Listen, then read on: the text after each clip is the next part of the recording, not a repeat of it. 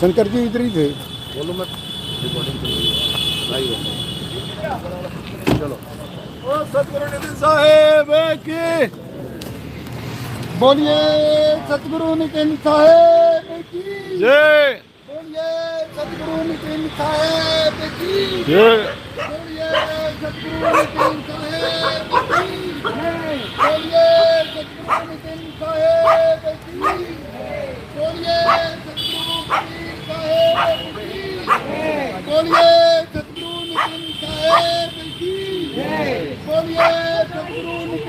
साहेब की बोलिए सतगुरु नितिन साहेब की बोलिए सतगुरु नितिन साहेब की बोलिए सतगुरु कबीर साहेब की बोलिए सतगुरु कबीर साहेब की बोलिए सतगुरु नितिन साहेब की बोलिए सतगुरु नितिन साहेब की बोलिए सतगुरु नितिन साहेब की बोलिए सतगुरु नितिन साहेब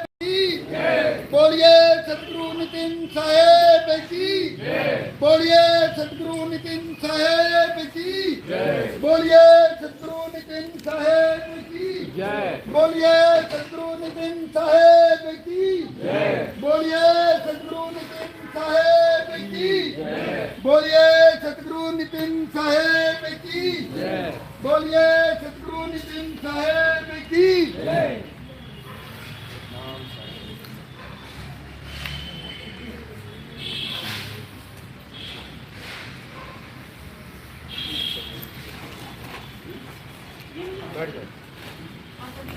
समय को तो ले चार्ज ही करेगा।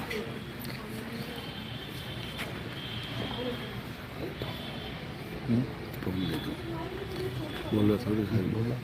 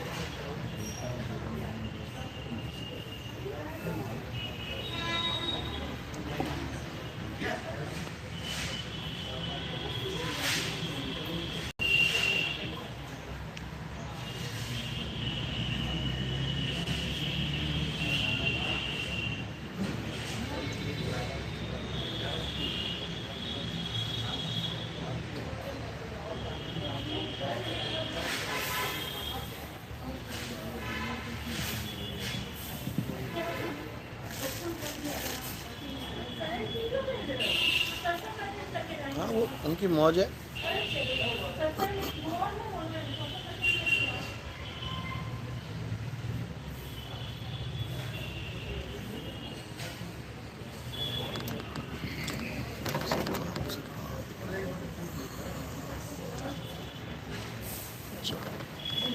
सतनाम सतनाम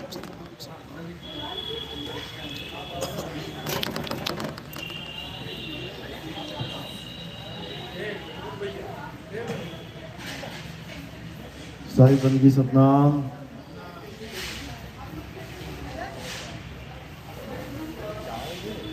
जय सतनाम जय सतनाम। ये उतार दो छोटा वाला, इसको आराम से उतार।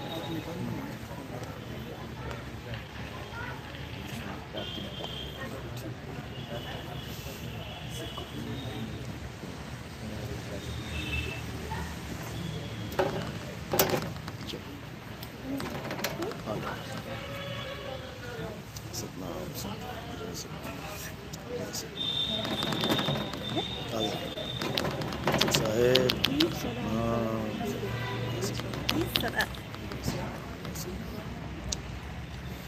सृष्टि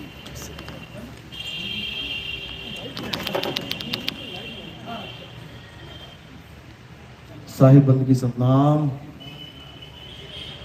तो आज कानपुर में परमपिता परमात्मा के इस मूल ज्ञान का प्रचार प्रसार होने जा रहा है।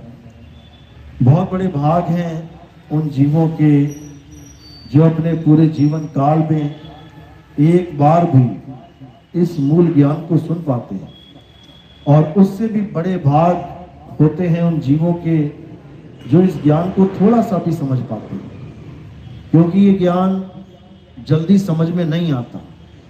सारी उम्र भी कोई सुनता रहे और उसका विवेक ना जगे तो उसको ये समझ में आने वाला नहीं है। लेकिन मालिक की कृपा है कि ये मूल ज्ञान ऐसा ज्ञान होता है कि इसको सुनते ही जितने भी परमात्मा के हंस होते हैं, जिन पर मालिक ने मोहर लगा रखी है, वो एकदम जाग जाते हैं। उनकी विवेक शक्ति एकदम बढ़ने लग जाती है। उनको अपने आप सत्य और असत्य का जो फर्क है वो समझ में आने लग जाता है। उनको अपने आप जितना भी अज्ञान है वो सब दिखने लग जाता है कि आज तक जो करते थे ये अज्ञान ही था। ये तब होता है जब परमात्मा की दया होती है, बंदी छोड़ की कृपा होती है। तो आज का सत्संग करने से पहले परमात्मा के चरणों में अरदास करेंगे कि जो भी इस सत्संग को सुन रहे हैं उनको इतनी विवेक शक्ति प्राप्त हो जाए कि वो कहीं एक एक बात को, मेरे द्वारा बताई एक एक बात को वो समझ सकें और अपना हित और अपना अहित खुद जान सकें।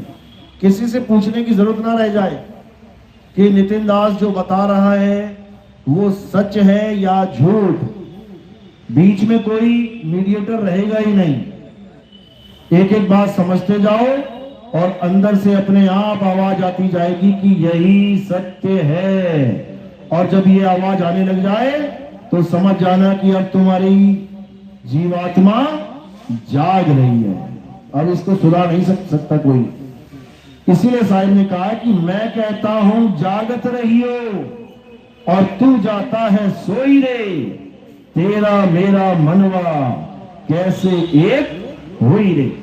तो आज का सत्संग शुरू करने से पहले परमपिता परमात्मा के चरणों में बंदगी करेंगे, नमन करेंगे, जयकारा लगाएंगे और फिर सत्संग शुरू करेंगे।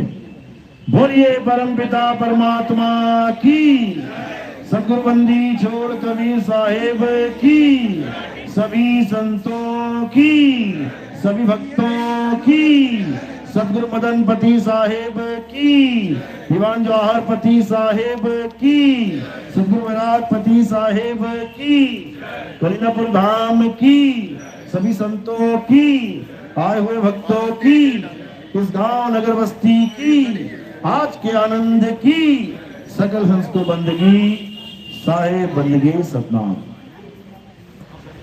तो परमात्मा संतों को इस भवसागर में हम लोगों को चेताने के लिए भेजते हैं और सब संतों को उस सत्य नाम का, उस सच्चे नाम का भेद समझा के जीवों के कल्याण के लिए बार बार बार बार इस संसार में हम लोगों के लिए उनको लेकर आते हैं। हर इंसान उनकी बात को नहीं समझ सकता, इसलिए सबसे ज्यादा विरोध संतों का ही होता है। आप देखोगे किसी संत को जहर दे दिया गया, किसी को सूली पे चढ़ा दिया गया, किसी को तलवारों से काट दिया गया, किसी को कैसे इस संसार से मिटा दिया गया, उनके शरीरों को खत्म कर दिया गया। लेकिन फिर भी उन संतों ने सत्य का साथ नहीं छोड़ा। उनको ऑप्शन दी गई कि जो तू बोल रहा है कह दे ये झूठ है तो तेरी जान बख्श दी जाएगी। लेकिन संत अपनी जान तो दे गए, लेकिन सत्य को कभी असत्य या कभी असत्य को सत्य नहीं बोल के गए। ये संतों की खास बात है। और वो जो कहते हैं डंके की चोट पे कहते हैं। संत कभी सत्य को असत्य नहीं कह सकता और कभी असत्य को सत्य नहीं कह सकता। ये संतों की खास बात है। तो ये तब समझ में आता है जब हमें सत्य और असत्य का बोध होता है, पता लगता है कि आखिर सत्य किसे कहते हैं और असत्य होता क्या है। तो आज के सत्संग में यही समझाया जाएगा कि आखिर क्या है सत्य और क्या है असत्य। तो सब संतों की वाणियों से, यहाँ तक कि गीता के भी प्रमाण से हमें एक बात समझ में आती है कि इस संसार में दो प्रकार के तत्व हैं, एक असत्य और एक सत्य। और ये असत्य सत्य केवल आपके और मेरे लिए नहीं है, या किसी गुरु या उसके चेले के लिए नहीं है। ये सत्य और असत्य सबके लिए, सबके।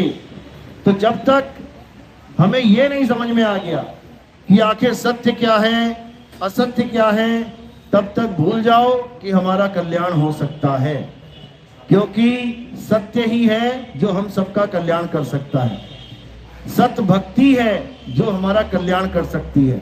लेकिन अगर सत्य भक्ति नहीं मिली तो किसी का कल्याण होने वाला नहीं है। तो सत्य भक्ति और असत भक्ति में क्या फर्क है, गीता के द्वारा समझते हैं। गीता में क्या बताया गया, अध्याय 2 16वां श्लोक, हे अर्जुन, इस दुनिया में दो प्रकार के तत्व हैं, एक असत्य और एक सत्य। तो असत्य क्या बताया कि जो बनता और बिगड़ जाता है, जो पल पल बदलता है, जो सदा एक सा नहीं रहता, उसे असत्य कहते हैं। यानी ये संसार में तुम्हें जो कुछ भी दिख रहा है, A to Z कुछ भी, ये सब क्या है, असत्य है। बोला भी है अन्य वाणियों में, गो गोचर जहां लग मन जाई और तहां लग माया जानो भाई। यानी इस संसार में जो भी चीज तुम्हें दिख रही है और जहां तक तुम्हारा मन पहुंच रहा है, ये सब माया है। और इसी मन के द्वारा होने वाली सारी भक्ति ये मायावी भक्ति है। इससे किसी का कल्याण नहीं हो सकता। ये मंदिर, ये मस्जिद, ये गुरुद्वारे, ये चर्च, ये सब मन की ही दौड़ है। ये पत्थर पूजा, ये मंत्र जाप, ये हवन, ये यज्ञ, ये सब मन की ही दौड़ है। ये तीर्थ, ये मूर्त, ये जितने भी परिक्रमा, कोई नदियों की परिक्रमा कर रहा है, कोई पहाड़ों की परिक्रमा कर रहा है, ये सब मन की दौड़ है। इस मन की दौड़ से परे, इस माया से परे, इस काया से परे अगर कुछ है तो वो है सत्य। हे अर्जुन, ये सत्य और कुछ नहीं, ये आत्मा है। इस आत्मा का ना तो कभी जन्म होता है और ना ही आत्मा की कभी मृत्यु होती है। ये आत्मा अजन्मा है, नित्य है, शाश्वत है, पुरातन है। ये आत्मा ही सत्य सनातन है। इस आत्मा को पाना ही हमारे जीवन का एकमात्र उद्देश्य है। लेकिन हमारे जीवन में कोई आत्मज्ञानी गुरु ना होने के कारण हम मंत्रों में, जंत्रों में, पूजा पाठ में, मूर्ति पूजा में, हवन में, यज्ञ में, परिक्रमाओं में अपना अनमोल जीवन बर्बाद करके चले जाते हैं। हम नमाजें पढ़ते हैं, हम अरदासें करते हैं, हम प्रेयर करते हैं, हम मंदिर, मस्जिद, गुरुद्वारा, चर्च कुछ नहीं छोड़ते, लेकिन फिर भी यहाँ से खाली हाथ जाते हैं। क्योंकि जो चीज़ हम इकट्ठी कर सकते हैं उसके बारे में हमें कुछ पता ही नहीं है। वो धन जो मरने के बाद भी हमारे साथ जा सकता है उसके बारे में हमें पता ही नहीं है। और हम केवल उस धन को इकट्ठा करने लग जाते हैं जो एक दिन छोड़ के चले जाना है। तो कबीर साहब समझाते हैं, कबीर सो धन संचिए जो आगे को होए, और सिर पे उठा के गाठड़ी जात न देखा कोई। यानी सिर पे उठा के गाठड़ी, ये अपने भाइयों को धोखा देना, अपने खानदान के और रिश्तेदारों को धोखा देके उनकी जमीनें हड़प लेना, उनके कारोबार हड़प लेना, उनका सारा माल खजाना हड़प लेना, सब कुछ कर देना, फिर भी एक पैसा यहां से नहीं ले जा सकते। तो क्या फायदा हुआ? वहां की गठड़ी इस साइड आ गई, लेकिन रही यहीं की यहीं, तो क्या फायदा हुआ? सारे कर्म उठा लिए, पाप उठा लिए, अगले जन्म कोड़ियों के भोगने पड़ेंगे, अगले जन्म बीमारियों के भोगने पड़ेंगे, अगले जन्म इन अंगों को खत्म करके, इन अंगों को विकृत करके जन्म भोगने पड़ेंगे। क्या फायदा? एक पैसा लेके नहीं गए और वापस अनंत अनंत हर्जाना भुगत रहे हैं। तो क्या करना है? अब उस धन को जानना है जो धन तुम अपने साथ ले जा सकते हो। और वो धन कौन सा धन है? उसे नाम धन कहते हैं। नाम धन। मीराबाई क्या कहती है? कहती है पायो जी में नाम रतन धन पायो, यानी नाम रतन उसको मिल गया। ये दुनियावी धन नहीं। वो रानी थी रानी। तुम्हारा तो 1 मकान, 2 मकान, 5 मकान, 10 मकान हो सकते हैं। 1 बिल्डिंग, 2 बिल्डिंग, 5 बिल्डिंग, 10 बिल्डिंग हो सकती है। उस रानी की कितनी बिल्डिंगें थी? पूरा राज्य ही उसी का था, पूरे महल उसी के थे। फिर भी वो क्या कह रही है कि जो धन मेरे पास था वो जीरो था, शून्य, महाशून्य। असली धन जो मुझे मिला वो किसने दिया?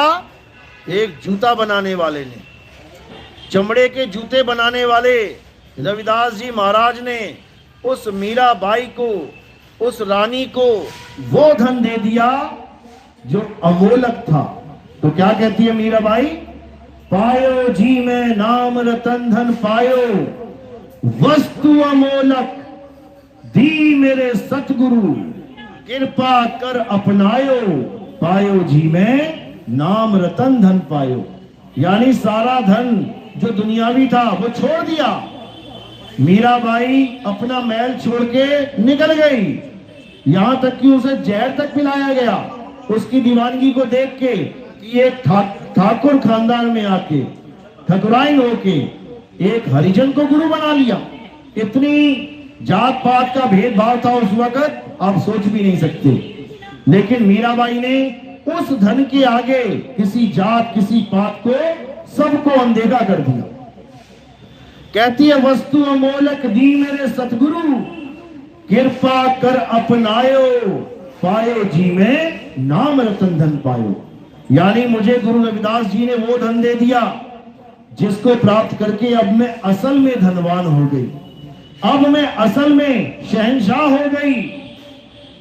भीखादास जी समझाते हैं, अरे भीखा भूखा कोई नहीं, सबकी गठड़ी लाल और गांठ खोल देखा नहीं, ताते भय कंगाल। कह रहे हैं भीखा भूखा कोई नहीं। जो सड़क के किनारे झोपड़ी में कोई गरीब आदमी, गरीब से भी गरीब आदमी किसी टूटी हुई चारपाई पे बैठा है, वो भी राजकुमार है, वो भी बादशाह का बेटा है, खजाने का भंडार है उसके पास, लेकिन जानता नहीं है। तो कहते हैं भीखा भूखा कोई नहीं, कोई करोड़पति और कोई रोडपति, दोनों में कोई फर्क नहीं है। बस ये दुनियावी माया के चक्कर में कहता है मैं बहुत अमीर हूं, मैं बहुत अमीर हूं, और वो कहता है मैं बहुत गरीब हूं।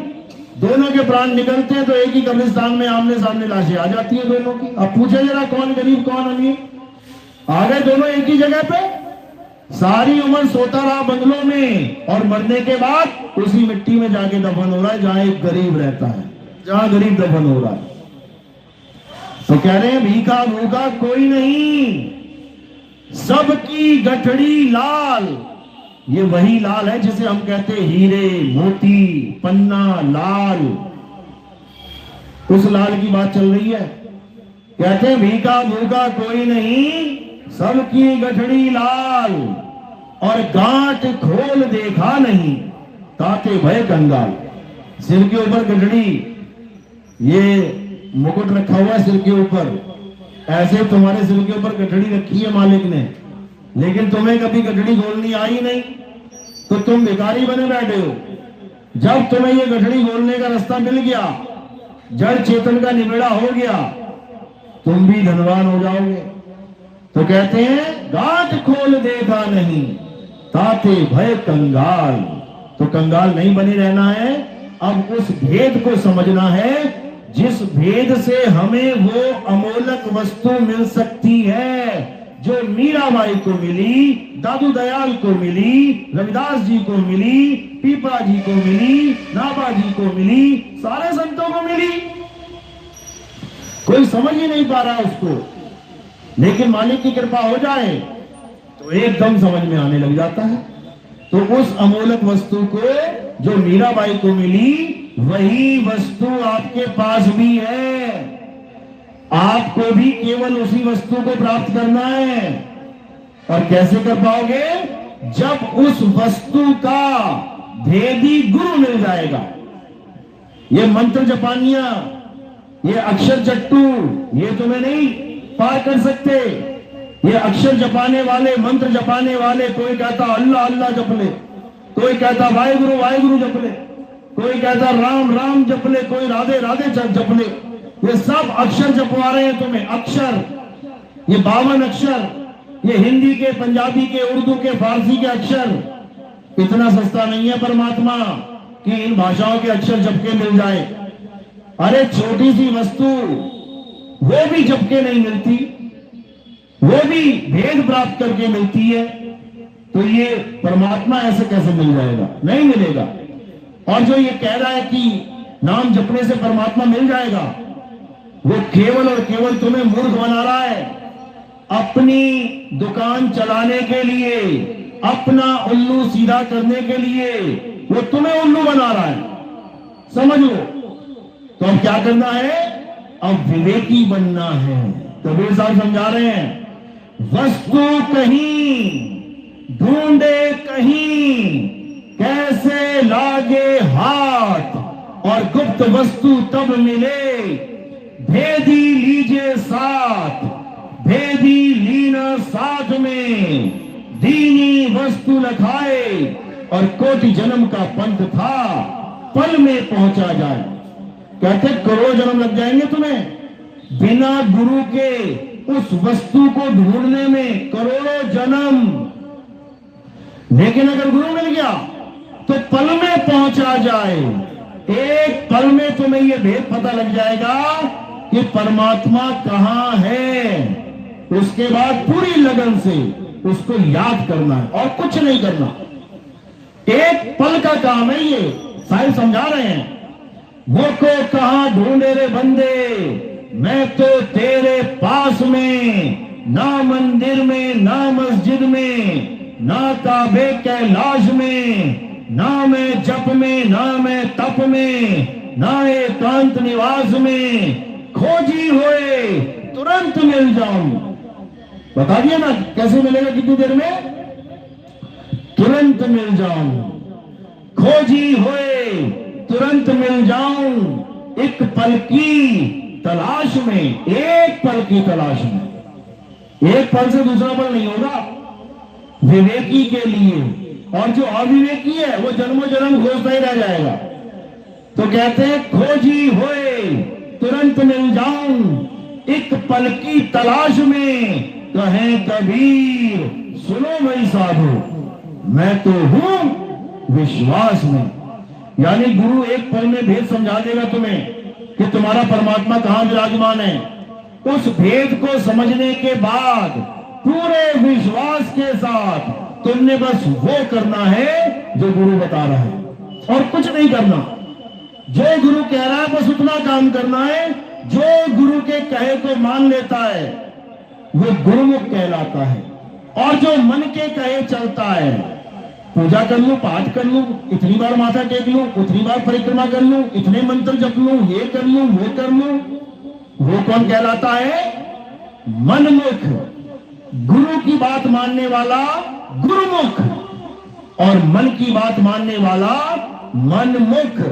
तो इसलिए अब मन के मते न चालिए, मन है पक्का दूत। अब इस मन के कहे नहीं चलना है। ये मन 3 लोक में दौड़ लगवाता है तुम्हारी। ये 3 लोक जो तुम्हें दिखाई दे रहा है, ये सारा मन का ही खेल है, मन की कल्पना है। इसी में नचा नचा के मारता है हर जीव को। बड़े बड़े देवी देवता नहीं छोड़े इसने, बड़े बड़े पीर पैगंबर नहीं छोड़े इसने, बड़े बड़े ऋषि मुनि धराशायी कर दिए इसने। लेकिन ये कहां हार मान जाता है? जब कोई सार शब्द का भेदी गुरु अपने शिष्य को सार शब्द का भेद समझा देता है, उसकी भक्ति कैसे करनी है समझा देता है, तब ये मन रूपी काल भगवान उसके आगे सिर झुका देता है।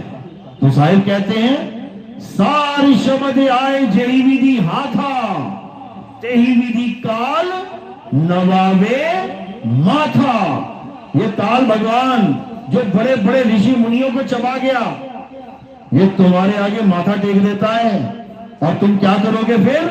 जैसे ही ये माथा टेकेगा तुम इसके सिर पे अपना पैर रख देना।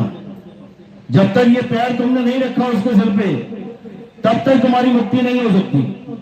कबीर साहब समझा रहे हैं, काल के सिर पे पांव दे सतगुरु के उपदेश और साहिब बाह पकड़ के ले चले अपने देश।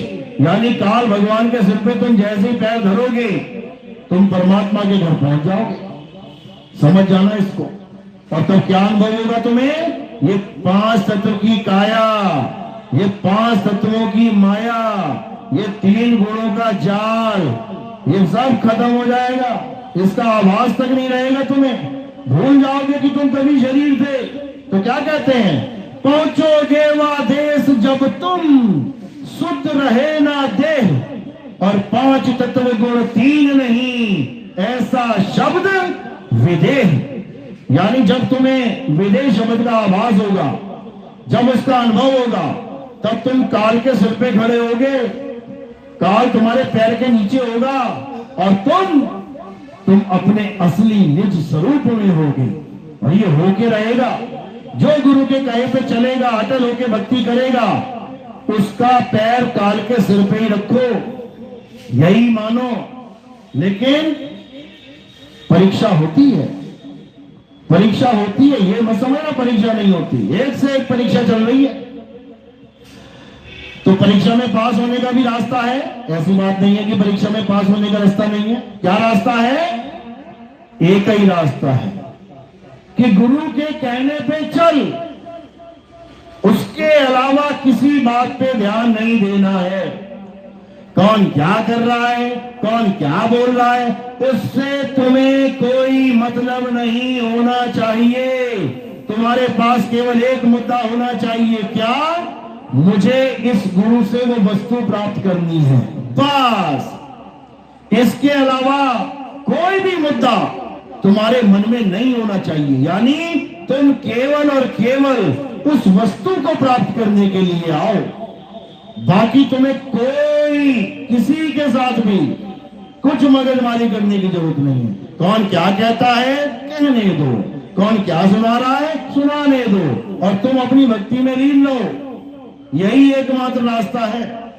तो साईं कह रहे हैं, गुरु कहे सो कर, गुरु करे सो ना कर। जो गुरु तुम्हें कह रहा है वो कर। और अगर गुरु परीक्षा लेने के लिए तुम्हारे सामने कुछ ऐसा काम कर रहा है जो तुम्हें नहीं पसंद है, ध्यान मत देना, रिजेक्ट मार देना। गुरु करे सो ना कर। क्यों? अगर गुरु परीक्षा ले रहा है तो तुम्हारी परीक्षा चल रही है और तुमने अगर उस पर विश्वास कर लिया कि ये तो ऐसा कर रहा है, तो तुम रिजेक्ट हो गए। 64 लाख चेले कबीर साहब के रिजेक्ट हो गए थे। रिजेक्ट, जो 64 लाख मुक्तियां हो जानी थी, रिजेक्ट हो गए। मात्र 2 बचे। क्या नाम था उनका? अर्जुन, सर्जुन। कबीर साहब ने एक परीक्षा ले ली। क्या किया? वैश्या को हाथी पे बैठा लिया, पूरे शहर में चक्कर लगवा दिया, गली में खड़े होके उनके साथ पूरा घूम रहे हैं। और दुनिया क्या देख रही है? चेले क्या देख रहे? हो, ये तो बड़ा अन्याय हो गया, हमें तो कुछ और कहता था, करता कुछ और। परीक्षा चल रही है मेरे भाई। 64 लाख चेले फेल हो गए, मात्र 2 बचे उसमें से। और वो भी क्यों बचे? क्योंकि उन्होंने क्या बोला कि हम इस पे विश्वास नहीं करते कि हमारा गुरु क्या कर रहा है वो सत्य है। हमारे गुरु ने जो बोला है हमें हम वो करेंगे, बस। जो हमें ज्ञान दिया हम बस उससे अटल होकर रहेंगे।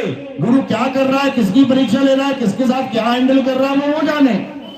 इसी को बोला, एक डाल 2 पंछी बैठे, एक गुरु एक चेला। और गुरु की करनी गुरु भरेगा, चेले की करनी चेला। तो क्या दिक्कत है भाई? जो गुरु कर रहा है वो भुगतेगा और जो तुझे बोला है वो तू कर। अर्जुन सर्जुन मुक्त हो जाते, लेकिन जब कबीर साहब चंडाली के चौक पे जाके बैठ गए, वहां क्या होता था, वहां लड़कियों की बोली लगती थी, वहां पर वैश्याओं की बोली लगती थी। जब वो वहां बैठ गए तो अर्जुन हाथ जोड़ के खड़े हो गए।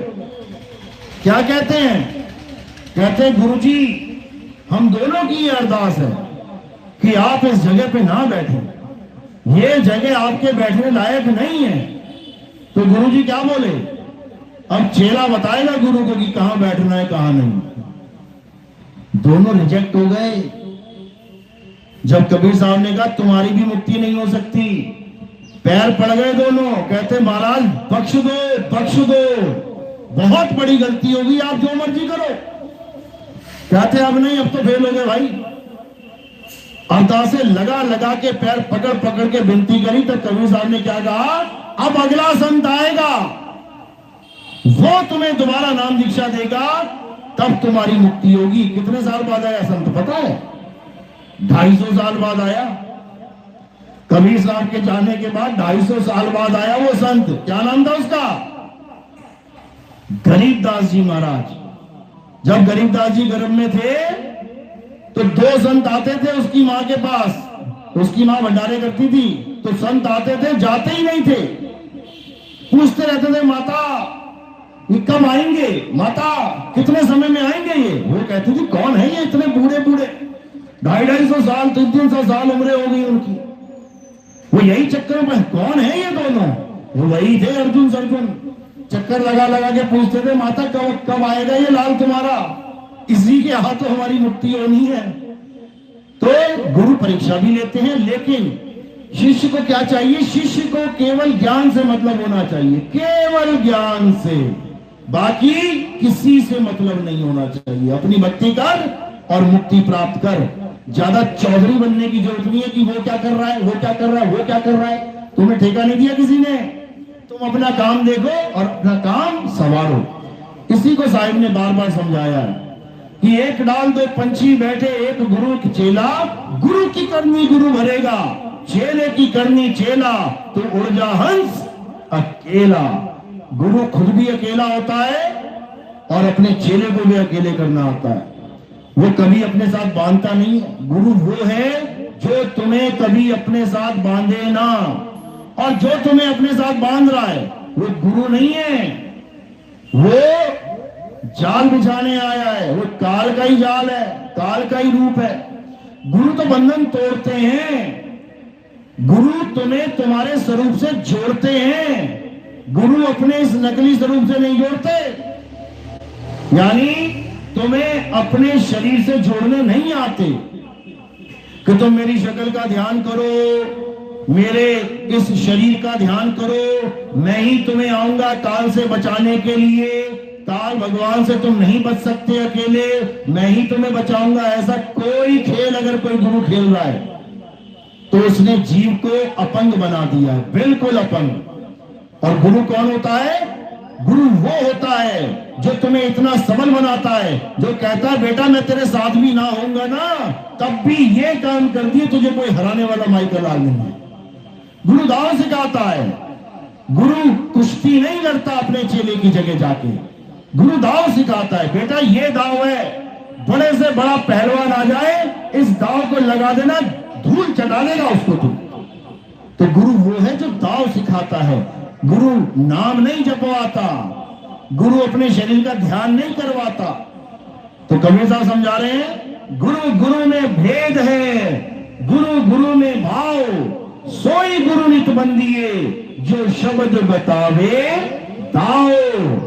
यानी हमें उस गुरु की शरण में जाना है जो हमें एक ऐसा दाव बता दे जिससे हम काल भगवान के सिर पे पैर रखना सीख लें। क्योंकि काल भगवान कहां आ जाए तुम्हें समझ में नहीं आएगा। तुम गुरु का आवाजें मारते रह जाओगे, इधर काल अपना काम कर जाएगा। लेकिन जब तुम पूरे गुरु की शरण में आते हो तो पूरा गुरु क्या करता है? तुम्हें अपना स्वरूप दे देता है। यानी काल भगवान अब तुम्हारा कुछ नहीं बिगाड़ सकता। अब तुम्हें इतना सबल बना दिया जाएगा कि तुम खुद काल के सिर पे पैर रख दोगे, तुम खुद उसका खात्मा कर दोगे। वाणी क्या कहती है? मन को मार गगन चढ़ जाई।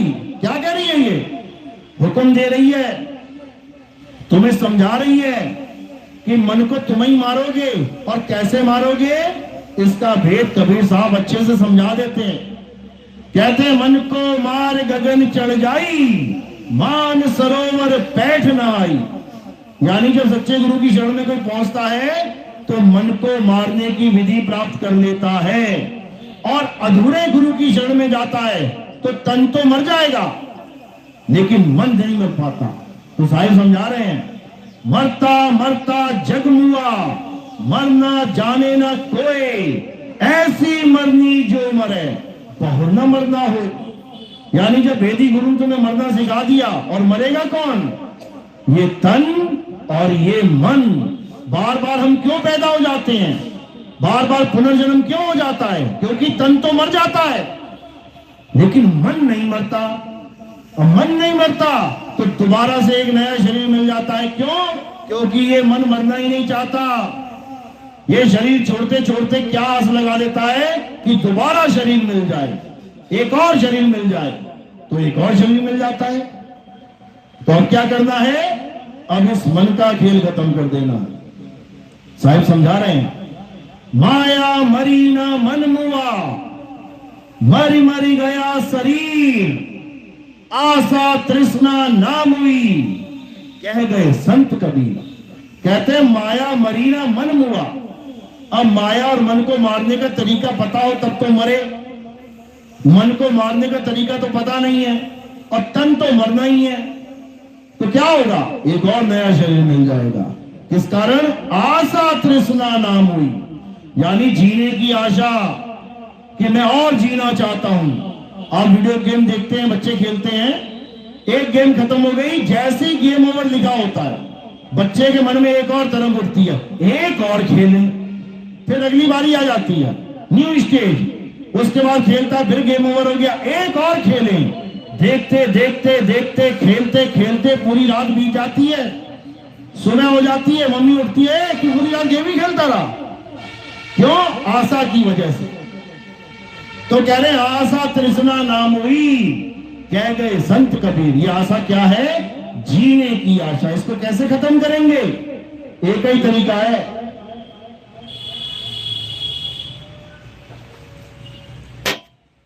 जीने की आशा को खत्म करने का एक ही तरीका है। अब जीने की आशा है किससे, पहले तो ये समझ लेते हैं। कौन है जो जीने की आशा लेके बैठा है? कौन है वो? मरने वाला। जो मरने वाला है वही जीवन की आशा लेके बैठा है। हॉस्पिटल में जाके देख लो, जो मरने वाले हैं, आईसीयू में हैं, इमरजेंसी वार्ड में बैठे हैं, डॉक्टर कह रहा है कर लो सेवा 2-4 दिन बस। अब उस मरने वाले आदमी के पास तुम 50 लाख का सोना लेके जाओ, 50 करोड़ का सोना ले जाओ, अरबों खरबों रुपया ले जाओ, जो कल मरने वाला है उसको कहो ले भैया पैसा ले ले। खुश है? वो कहेगा भाई ले जा जाके इसको गाड़ दे, कहीं फेंक दे, हटा दे इसको, ये मुझे नहीं चाहिए। क्यों नहीं चाहिए? सारी उम्र तो इसी के पीछे भाग रहा था। अरे अगर इतना पैसा मेरे पास होता मैं डॉक्टर को देके ये कह देता मुझे और जीवन दे दे। नहीं चाहिए ये, तो क्या चाहिए? किस चीज की आस है? जीने की आस है। मैं जीना चाहता हूं। तो ये जीने की आस किसे होती है? जो मरने वाला होता है। कहते ना, एक गाना है ना, हम तुम्हें चाहते हैं ऐसे। कैसे? मरने वाला कोई जिंदगी चाहता है जैसे। यानी इससे ज्यादा मैं क्या बोलूं? यानी 3 लोग की प्रॉपर्टी एक तरफ और मेरी चाहत एक तरफ। चाहत क्या है? वो तो गाना है, चलो किसी लड़की को चाहता है, किसी प्रेमिका को चाहता है। यहां कौन किसको चाहता है? यहां जीव जीना चाहता है, जीना। और जीना कौन चाहता है पता है? जो अमर है। जो अमर है वो जीना और चाहता है। जीव क्या है? नाजवान है क्या? मर जाएगा क्या? क्या लिखा संतों ने? ईश्वर अंश जीव अविनाशी, जब जीव अविनाशी है तो ये और कितना जीना चाहता है, कितना जिए। अरे इसके जीवन में मौत नाम की कोई चीज ही नहीं है। लेकिन इन अधूरे गुरुओं ने, इन काल के दूतों ने सब पर एक जाल बिछा दिया है। कौन सा? जन्म मृत्यु का जाल। कि तुम इस तारीख को पैदा हुए हो और इस तारीख को तुम्हारी मृत्यु हो जाएगी। ये सबसे बड़ा जाल है, सबसे बड़ा जाल। इसी जाल की वजह से सारे नक्षत्र बनाए जाते हैं, जन्म पत्रियां बनाई जाती हैं, सारे गुण मिलाए जाते हैं, सारा ताम झाम इसी माया जाल से चल रहा है। पंडित जी तुम्हारी जन्म पत्री बनाते हैं तो क्या लिखते हैं सबसे पहले? जन्म का समय, जन्म का स्थान, जन्म का वार। अच्छा जी, यानी पंडित जी ने पहले ही बता दिया कि तेरा जन्म हुआ है बेटा। अब अगर तुमने ये मान लिया पंडित जी की बात कि मेरा जन्म हुआ है, तो पक्का मरेगा एक दिन, पक्का मरेगा। तो पंडित जी कितना ही कहते रहे कि तेरा जन्मदिन ये है, मान मत लेना बेटा।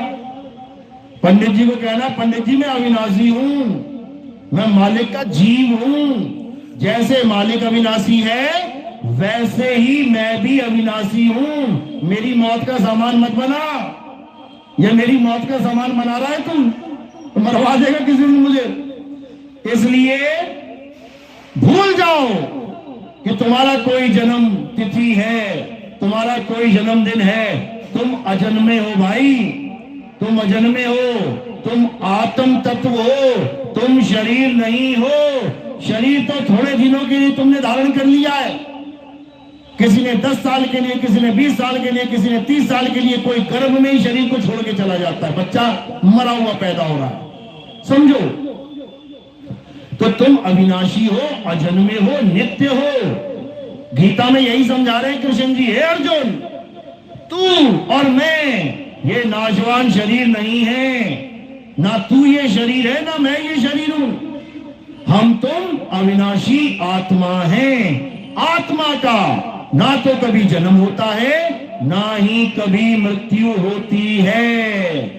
आत्मा को ना तो अस्त्र काट सकता है, ना अग्नि जला सकती है, ना वायु सुखा सकती है, ना जल भिगो सकता है।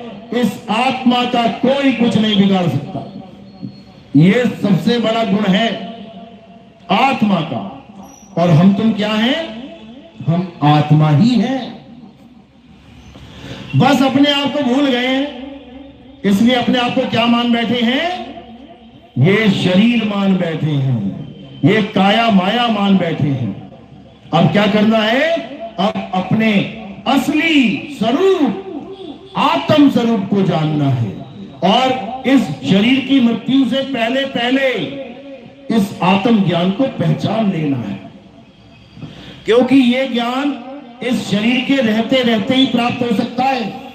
इसलिए इस शरीर का पूरा उपयोग करना है। जैसे कोई नदी अगर हम नाव में बैठ के पार करें तो जब तक नाव है तब तक ही पार कर पाओगे, बीच में नाव टूट गई तो दिक्कत हो जाएगी। इस प्रकार इस नाव में बैठ के हमने इस भवसागर को पार करना है। यानी ये नाव, इससे पहले कि ये नाव छूट जाए, तुम अपने असली ज्ञान में आ जाओ, अपने असली स्वरूप को प्राप्त कर लो, तब तुम्हारा कोई कुछ नहीं बिगाड़ पाएगा। तो अब क्या करना है? जितना भी जंतर मंतर तंत्र जो भी तुम्हें पढ़ाया जा रहा है आज तक, कोई कह रहा है नमाजें पढ़ लो 5 टाइम, कोई कह रहा है अरदासें कर लो, कोई कह रहा है चर्च में आ जाओ, प्रेयर कर लो, भगवान तुम्हारी मुरादें पूरी कर देगा। बताओ, मतलब अंग्रेजी में प्रेयर करूंगा तभी मुरादें पूरी करेगा, उसको मैं बोल बोल के कहूंगा तभी मुरादें पूरी करेगा। तो फिर ये कुत्ते बिल्ली हाथी घोड़ों की मुरादें कैसे पूरी हो रही हैं भाई? ना कोई मंदिर में जा रहा है, ना कोई मस्जिद में जा रहा है, ना कोई चर्च, ना कोई गुरुद्वारे जा रहा है। सबको खाना पीना मिल रहा है, सबको दाने मिल रहे हैं, सबके बच्चे पैदा हो रहे हैं, सब खुश भी हैं। देखो कितना एंजॉय करते हैं। 4 कुत्ते हों, देखो कैसे खेलते हैं एक दूसरे के साथ, लड़ते भी हैं, कोई बात नहीं, क्योंकि जीव का नेचर है, ये गुण है उसका। लेकिन एक इंसान ही ऐसा अपंग पैदा हो गया है सृष्टि में कि इसको लगता है कि जब तक भगवान से कुछ मांग ना लूं बोल बोल के, तब तक मिलेगा नहीं कुछ भी। तो इसीलिए बोला गया है, अजगर करे न चाकरी और पंछी करे न काम, दास मलूका कह गए सबके दाता राम, सबके दाता राम। और यहां पर कुछ लोगों ने राम पे अधिकार बना लिया कि हमारे धर्म में राम जी हैं। बताओ, तो बाकी धर्म वाले क्या हैं? अगर राम जी भगवान है तो फिर मुसलमानों का भगवान कौन है? राम जी नहीं है क्या? तो ईसाइयों का भगवान कौन है? राम जी नहीं है क्या? तुमने केवल एक ही धर्म के साथ राम जी को जोड़ दिया, यही अज्ञानता है। अरे वो राम जीवों का भी राम है, वो नाली के कीड़े का भी राम है, वो हाथी का भी राम है, वो सांप अजगर बिच्छू का भी राम है, वो सबका मालिक है, सबका मालिक। लेकिन ये बात कोई समझने को तैयार नहीं है और धर्म के नाम पे धंधे करवा लो, जितने मर्जी करवा लो। राम खुद बेचारे जंगल में भटकते रहे और तुम राम के मंदिर अरबों खरबों रुपए का बनाते चले जाओ, उससे क्या फर्क पड़ेगा? कोई फर्क नहीं पड़ने वाला। तुम्हारा दादा परदादा गरीबी में मर गया और उसके नाम पे अरबों खरबों के बड़े बड़े मंदिर सोने की मूर्तियां लगवा दी तुम्हारे दादा के नाम पे, तो क्या हुआ? दादा तो सूखी रोटी खा के मरा है। अरे वो जिंदा था तो भले कुछ दे देते उसको, उसके मरने के बाद सोने की मूर्ति में हाथ चढ़ा रहे हो, दादा को क्या मिल रहा है? कुछ भी नहीं। राम जी को क्या मिल रहा है राम मंदिर बनाने से? कुछ भी नहीं। अगर राम मंदिर बनाने से कुछ मिल रहा होता, सबसे पहले हनुमान जी खड़े होते, राम जी का ध्वज लेके आए क्या हनुमान जी? क्या राम मंदिर पे भी हनुमान जी नहीं आए? क्यों नहीं आए? उससे भी इंपॉर्टेंट काम था क्या है? हमें कहते अरे तुम आए नहीं यार, इतना तुम्हें इनविटेशन दिया गया था। अरे बहुत जरूरी काम था, वही नहीं आ पाया। तो हनुमान जी को राम मंदिर से ज्यादा बड़ा कौन सा जरूरी काम था? क्यों नहीं आए? और कहते भी हनुमान जी अमर है, यानी यही हमारे बीच में ही है कहीं पे, क्यों नहीं आ रहे हैं? क्योंकि यूजलेस काम था ये। अगर कोई बड़ा इंपॉर्टेंट काम होता तो पक्का आते, पक्का आते, लेकिन नहीं आए। इसलिए क्योंकि उनको पता है इसमें राम रहते ही नहीं है। राम कहां रहते हैं? हनुमान जी ने पूरे समाज के आगे, पूरे दरबार के आगे अपनी छाती चीर के दिखाई थी, भूल गए क्या? वहां रहते हैं राम हनुमान जी के, वो अयोध्या में नहीं रहते कि तुमने 4 ईंटें लगा के राम जी का मंदिर बना दिया। हनुमान जी के राम उनकी छाती में रहते हैं। अब इसका मतलब ये नहीं कि तुम्हारी भी छाती में रहते हैं, वो एक सांकेतिक ज्ञान है। यानी हमारा राम हमारे भीतर रहता है। भीतर कैसे? जैसे एक राई का दाना है, जैसे एक सरसों का दाना है। तो सरसों का दाना तुम्हारे सामने पड़ा है, तो सरसों का तेल कहां है? उसी दाने में, उसी दाने में वो तेल है। उस तेल के लिए कोई मंदिर नहीं बनाना है कि मंदिर में तेल मिलेगा। तो कबीर साहब समझा रहे हैं, ज्यों तिल माही तेल है, ज्यों चकमक में आग, तेरा साईं तुझ में है, जाग सके तो जाग। कहते हैं जाग सके तो जाग, यानी अगर जागना चाहता है तो जाग जा, नहीं तो सोते सोते जन्म बीत जाएगा, 1,84 में भटक जाएगा। दोबारा कोई बताने वाला नहीं मिलेगा, सत्संग सुनाने वाला नहीं मिलेगा। हिरण बन गए तो शेर दौड़ाने वाला मिलेगा, लेकिन कोई बचाने वाला नहीं मिलेगा। इसलिए ये जो इंसान जन्म तुम्हें मिला है, इसकी कदर कर लो। ये जो इंसान जन्म तुम्हें मिला है, इसको लेके लगा लो, इसको सफल कर लो। चाहे कोई हिंदू है, चाहे कोई मुस्लिम, चाहे कोई सिख है, चाहे कोई ईसाई, चाहे कोई बौद्धिस्ट है, चाहे कोई जैनी, चाहे कोई भगवान को मानने वाला है, चाहे कोई नहीं मानने वाला है, इससे कोई फर्क नहीं पड़ता। फर्क किससे पड़ता है? कि सत्य को जानता है कि नहीं, इससे फर्क पड़ता है। तो हमने क्या करना है? हमने ये जानना है कि आखिर सत्य क्या है और असत्य क्या है। क्योंकि सत्य वो है जो हर धर्म में प्रधान है। जैसे हम कहते हैं सत्य क्या है, ईश्वर सत्य है, यानी ईश्वर कौन है, सत्य ही है। लेकिन हम जानते ही नहीं सत्य क्या है, तो हमने ईश्वर किसको मान लिया, शरीरों को। राम जी ईश्वर हैं, हनुमान जी ईश्वर हैं, शंकर जी ईश्वर हैं, दुर्गा जी ईश्वर है, ये ईश्वर है, वो ईश्वर है, दुनिया भर के मंदिर बन गए। क्योंकि हम सत्य को ना जान पाए, इसलिए असत्य यानी कि शरीर को पकड़ के मंदिर बनाने शुरू कर दिए। अब मुसलमानों में क्या है, मुसलमानों कहते हैं अल्लाह अल हक, यानी अल्लाह कौन है, अल्लाह ही सत्य है। अब सत्य है क्या, किसी मुसलमान से पूछ लो, कुछ नहीं पता। क्या कहेगा, 5 टाइम की नमाजें पढ़ लो, मिल जाएगा परमात्मा, मिल जाएगा अल्लाह। अरे नमाजें हैं क्या भाई, नमाजें अक्षर है, अरबी के कुछ अक्षर तुम्हें रटवा दिए गए, तुम रोज 5 टाइम वही अक्षर अक्षर अक्षर रट रहे हो।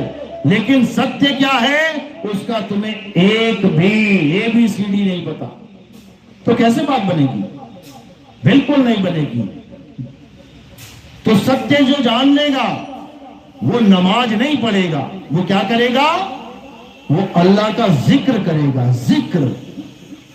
क्योंकि 2 फर्ज बताए गए हैं, एक फर्ज है नमाज, वो किसके लिए है, वो छोटे बच्चों के लिए है।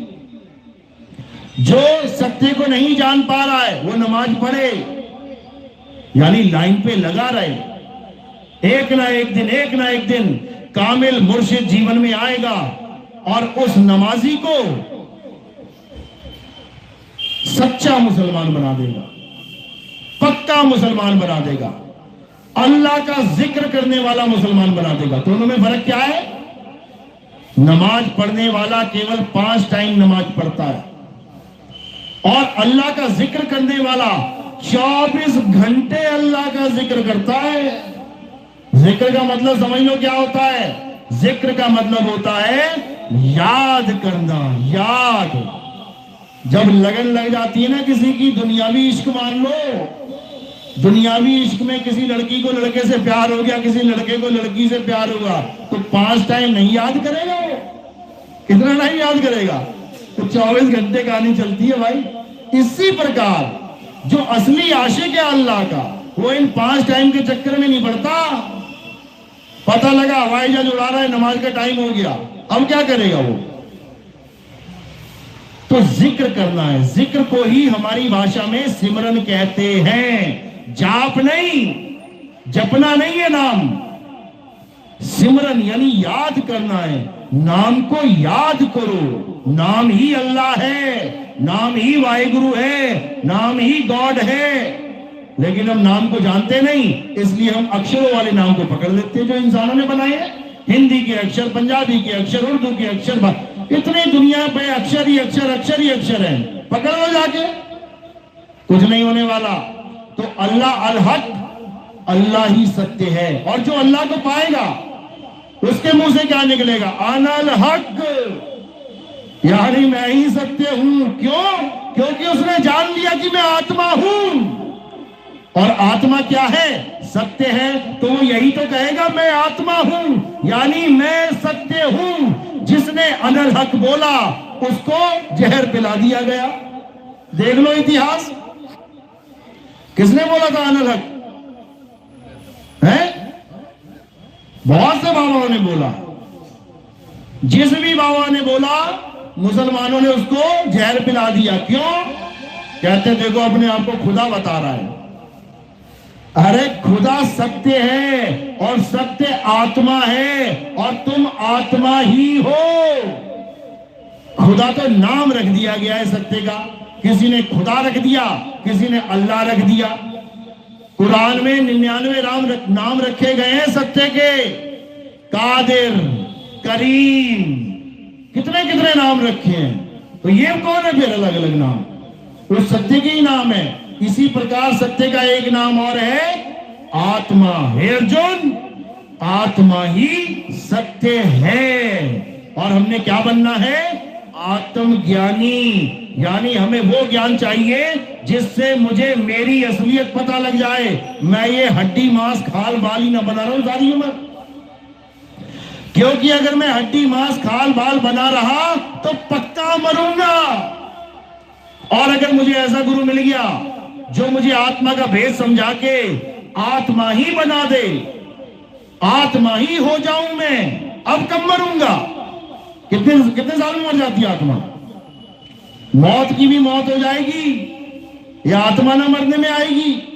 तो इसलिए हमने आत्मा हो जाना है, यानी हमने अमर हो जाना है। और कबीर साहब का जो पंथ है वो अमर करने का पंथ है, वो ये नाम जपाऊ पंथ नहीं है कि ये नाम जप ले, वो नाम जप ले, ये सिमरन कर ले, वो सिमरन कर ले, ये काम नहीं है। कबीर साहब का पंथ है तुम्हें आत्मा बनाने का, तुम्हें अमर बनाने का। तो साहब क्या समझा रहे हैं? साहब कहते हैं अमर करूं सतलोक पठाऊं, ताते बंदी छोड़ कहाऊं। यानी मेरा एक ही काम है, तुम्हें अमर कर देना, अमर कर दूंगा तुम्हें, और इस काल के जाल से बचा लूंगा। ये जो तुम्हारे माँ बाप को मार रहा है, ये जो तुम्हारे दादा परदादा को मार चुका है, ये जो तुम्हें मारेगा, जो तुम्हारे बच्चों को भी मारेगा, तुम्हारे पोता पोती को भी मारेगा, ये काल बहुत निर्दयी है, ये किसी की नहीं सुनता। तो भोले शंकर की पत्नी मार दी इसने, 6 महीने लेके घूमना पड़ा भोले शंकर को। महामृत्युंजय मंत्र उनके पास है, क्यों नहीं जिंदा कर दिया? क्योंकि जब काल मारता है तो फिर कोई बचा नहीं सकता, समझ लो। तो इसी काल से बचाने के लिए बंदी छोड़ यहां आते हैं और हमें क्या समझाते हैं? बचना चाहो काल जाल से तो चीनो शब्द हमारा, और कहे कबीर अमर कर राखूं जो निज होए हमारा। कहते हैं अमर करके रखूंगा, दोबारा मौत छू नहीं सकती, लेकिन उसके लिए तुम्हें देश बदलना पड़ेगा। कौन सा देश बदलना पड़ेगा? भारत से पाकिस्तान भेजेगी क्या? देश बदलना पड़ेगा, यानी ये भेष बदलना पड़ेगा। ये भेष ही मर रहा है और इसी देश में मर रहा है, तो देश और भेष इन दोनों को यही छोड़ देना, तब बात बन जाएगी। साहिब समझा रहे हैं, रहना नहीं देश बेगाना है, ये धरती कागज की पुड़िया, बूंद पड़े घुल जाना है, ये संसार झाड़े और झाखड़ उलझ पुलझ मर जाना है। कहे कबीर सुनो भाई साधो, सतगुरु नाम ठिकाना है, रहना नहीं देश बेगाना है। यानी अब इस 3 लोग को, बेगाने लोग को छोड़ने की तैयारी कर लो, और कहां जाके समाना है? सतगुरु नाम में समाना है।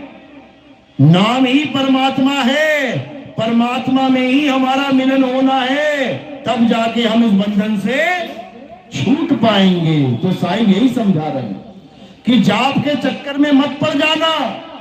ये जो कहते हैं 5 करोड़ बार नाम जप लो, 8 करोड़ बार नाम जप लो, 9-10 करोड़ बार नाम जप लो, 21,000 साल नाम जपता रहा कौन? पराशर ऋषि। तुम्हारी कितनी उम्र है? तुम 100 ना पूरा कर पाओगे, 80 में तुम्हारी टांग अड़ जाएगी कमर में। 21,000 साल नाम जाप करता रहा कौन? पराशर ऋषि। क्या हाल हुआ उसका? मल्ला की बेटी के साथ भोग विलास करके अपनी 21,000 साल की कमाई गंवा दी। और ये लोग कहते हैं कि तुम्हें आत्मज्ञान हो जाएगा, तुम काम क्रोध लोभ मोह से परे हो जाओगे। बताओ 100 साल में, और वो 21,000 साल नाम जपता रहा, उसका ना हो पाया। इसलिए कबीर साहब ने कहा कि ये मन बहुत शैतान है, ये बड़े बड़े जपी तपियों की हालत खराब कर देता है। देवताओं को, राजा को, देवताओं का राजा स्वर्ग में बैठा है, अप्सराएं नाच रही हैं, लेकिन उसके अंदर जो मन बैठा है गौतम ऋषि की झोपड़ी में ले जाता है उसको। अप्सराओं को छोड़ के ऋषि की पत्नी को भोगने आ रहा है। कौन? देवताओं का राजा। ऐसे नहीं मिल जाता ये राज। हजारों हजारों साल नाम जाप करना पड़ता है, तब जाके इंद्र की पदवी मिलती है। और जब नीचे कोई नाम जाप कर रहा होता है तो इंद्र का सिंहासन डोलने लग जाता है। क्यों? क्योंकि बेटा तेरी गद्दी पे कोई और आने वाला है। जब इलेक्शन होते हैं ना तो सीएम पीएम की हालत खराब हुई पड़ती है। क्यों? पता नहीं कौन आगे बैठ जाएगा अगला। फिर साम दाम दंड भेद सब चालू हो जाता है इलेक्शन टाइम में। क्यों? गद्दी का लालच। गद्दी नहीं रही तो कौन इंद्र कहेगा मुझे। ये सब इसी नाम जाप का बवाल है, खिचड़ी है ये। अब क्या करना है? इस नाम जाप को त्याग दो, छोड़ दो इन नामों को। हिंदू राम राम, अल्लाह अल्लाह छोड़ दे, वाहिगुरु वाहिगुरु छोड़ दे, सारे धर्म के जितने लोग हैं सब छोड़ दो। अब क्या करना है? अब अपनी आत्मा के साथ अपने ध्यान को जोड़ लो। हे अर्जुन, जो अपनी आत्मा को अपने इसी जन्म में प्राप्त कर लेते हैं, उसी आत्मा में स्थित हो जाते हैं, उसे स्थित प्रज्ञ कहते हैं। अब स्थित प्रज्ञ बन जाना है। अब आत्म ज्ञान में ऐसा दृढ़ हो जाना है, किसी नाम की जरूरत ही नहीं रह जानी है। समझ लो। तो ये ज्ञान कब होता है? जब तुम्हारे जीवन में कोई भेदी संत आता है। भेदी तो भेदी क्या बताएगा? नाम नहीं जपवाएगा। भेदी तुम्हें भेद समझाएगा। भेद का मतलब होता है रहस्य। तो भेदी किसका रहस्य बताता है? सोई गुरु पूरा कहावे, जो 2 अक्षर का भेद बतावे। कौन कौन से 2 अक्षर? एक ये मुंह से बोले जाने वाले अक्षर, हिंदी के अक्षर, अरबी के अक्षर, पंजाबी के अक्षर, गुजराती के अक्षर, बंगाली, चाइनीज, मोंगली, जितने अक्षर सुन पाओ सारे अक्षर। और दूसरा अक्षर क्या है? दूसरा है आदि अक्षर। आदि अक्षर यानी आत्मदेव। आदि यानी आद सच, जुगाद सच, है भी सच, नानक होसी भी सच। उस सत्य को बताता है जो सदा सदा से था, सदा है, सदा रहेगा। उस सत्य से जोड़ता है गुरु। तो 2 भेद कौन से हैं? एक ये 52 अक्षर जो जीव से बोले जाते हैं, साहिब समझा रहे हैं। 52 अक्षर जीव आधारा, आदि अक्षर जीव्या से न्यारा, वाही को सत सिमरण कहिए, सिमर सिमर नर उतरो पारा। कहते हैं 52 अक्षर जीव आधारा। अभी तुम्हारी जीव है तो हिंदू राम राम जप रहा है, राम राम राम, राधे राधे राधे, ओम नमः शिवाय। मुसलमान के जीव है तो जपेगा अल्लाह अल्लाह वाहिगुरु। जो भी सिख के जीव है तो वाहिगुरु वाहिगुरु, ईसाई के जीव है तो हालेलुया। और सबकी जीव खत्म हो जाए, कट जाए, लकवा मार जाए, अब बताओ क्या जपोगे? यानी बिना जीव के तुम किसी का नाम नहीं ले सकते। जीव है तो भगवान का नाम है, जीव नहीं तो कोई नाम वाम नहीं। इसको समझ लो। तो कह रहे हैं 52 अक्षर जीव आधारा, आदि अक्षर जीव्या से न्यारा। न्यारा है वो जीव से, लेकिन उसको समझने के लिए बहुत बहुत विवेक चाहिए। इतना विवेक चाहिए कि तुम्हें सोच भी नहीं सकते तुम कि तुम्हारे साथ क्या होने वाला है। अगर तुम्हारा विवेक जग गया तो तुम्हें क्या महसूस होगा कि बाप रे बाप, ये सारी दुनिया जा कहां रही है, ये सारी दुनिया जा कहां रही है, सत्य क्या है और क्या पकड़ के बैठी है। सारी दुनिया, केवल हिंदू नहीं, केवल मुसलमान नहीं, केवल सिख नहीं, केवल ईसाई नहीं, सारी दुनिया तुम्हारे अंदर कूट कूट के दया भर जाएगी कि कैसे समझाऊं इनको मैं। एक एक जीव को समझाने की तड़प पैदा हो जाएगी कि इसको बचाऊं, कि उसको बचाऊं, कि उसको बचाऊं। अरे सारा संसार ही डूबने को बैठा हुआ है, किसको बचाओगे? कबीर साहब कहते हैं, अरे काको समझाऊं, यहां कुएं भाग पड़ी, किस किस को समझाऊं, इतना बुरा हाल है। कासे कहूं सब जग अंधा और सबके गले में माया का फंदा। जो तुम्हें दिख रहा है कि बहुत बड़ा भगत है, बहुत बड़ा भगत है, 84 में जाने वाला है वो भगत, और तुम लगा रहे हो जोर की कैसे बचा लिया जाए इसको, और वो तुम्हें अपना दुश्मन मान रहा है। देखो उल्टा काम, जिसको तुम बचाने जा रहे हो वो तुम्हें गालियां देके भगा रहा, भाग यहां से। ऐसा भी होता है, जो डूब रहा है तुम उसको डूबने से बचाओ, वो कहता भाग, तेरा कुछ फायदा होगा इसलिए हाथ दे रहा है मुझे, निकल यहां से। ऐसा होता है। तो इसलिए सत्य को जानना है तो हमारे सत्संग YouTube चैनल पे आप सुन सकते हैं। आपने क्या टाइप करना है, नितिन दास के सत्संग, बस और कुछ नहीं करना है। नितिन दास के सत्संग, एक बार घुस जाना बस सत्संग में। अगर परमात्मा ने मोहर लगा रखी है तो बेटा पक्का वीजा मिल जाएगा निकलने का यहां से, फिर यहां नहीं रहने वाले तुम। और अगर मोहर नहीं लगी है तो तुम 50 साल भी सुनते रहोगे तब भी तुम्हारे समझ में नहीं आएगा, गरियाते रहोगे कि क्या बोलता रहता है ये।